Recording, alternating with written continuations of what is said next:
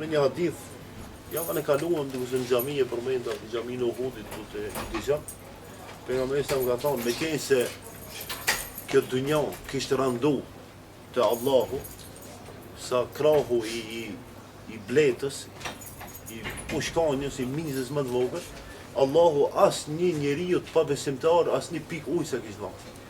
Na kishte dhënë krejt neve muslimanë. Mirë po ka Allahu nuk randon jetën të botë, asgjë nuk vlen. Por atë shka në këtë botë, ai që punon më shumë ka dhe më shumë.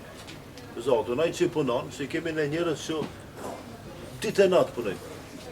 As nuk ndihmojnë, ama parët, që të bëjnë parët, të bëjnë.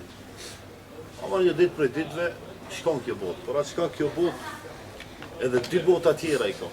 Kjo më e shkurta. 50 vjet, 10 vjet, 100 vjet, 150 vjet. Jeto se të dush, një ditë keme vdek. Pastaj vjen bota pak më e gjatë, që mundet me zgjatë 1 milion vjet, mundet me zgjatë 500.000 vjet, mundet me zgjatë 10.000 vjet, nuk dihet. Po jeta në varr. Për shembull, Ademi alayhis salam ende jeton aty. Se xheneti dhe xhenemi janë të krijuar, ama nuk punojnë. Asnjë njeri s'ka hyrë në xhenet, asnjë s'ka hyrë në xhenem. Se do të ka kiamet. Do të thonë sa zgjat jeta në varr. Ademi stam ato tjerë pas Ademit që kanë vdekur. Ku janë ato? Ku jetojnë?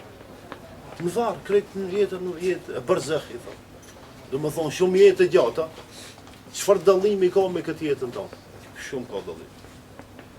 Me 1000 vjet, me 100.000 vjet dallim. A ne sa e humbim kohën më marrë me këtë botë. Po ne me fol drejtë. Edhe unë jam brenda atyre që edhe brenda juve, në këtë sejnë. Këtë njësej.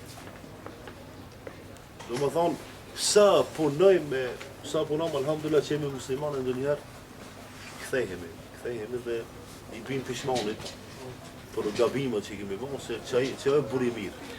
Muslimani i mirë, që e njeri, që e gabon edhe i bëjmë pishmanit. E pastaj jeta e përhershme, ose në xhenet, ose në xhehenem.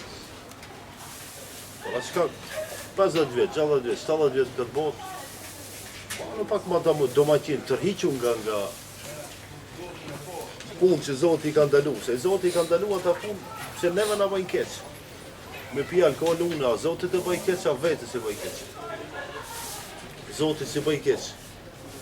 Me hang shumë, kujt i bëj keq? Barku tim, bilas barku tanë si bëj keq. A jo, Zoti.